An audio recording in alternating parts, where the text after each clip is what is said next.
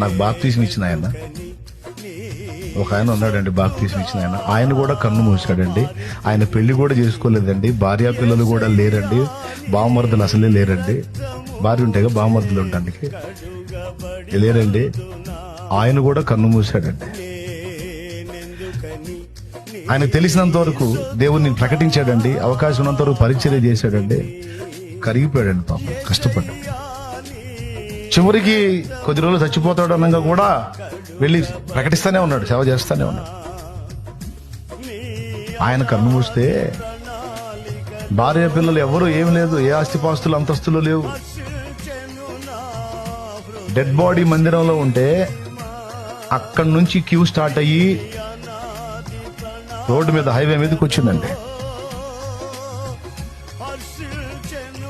రొమ్ము కొట్టుకుంటా ఏడ్చిన వాళ్ళే అన్నా అన్నా అన్నా అన్నా అన్నా అన్నా అని గుండెలు బాదుకుంటే ఏడ్చిన వాళ్ళే కానీ ఆడవాళ్ళే. అంటే ఆ గుంపులో నేను ఒకడిని, నేను ఏడ్చానండి. ఏమిటి అనుబంధం? చిన్న బతికినా అదండి జీవితం.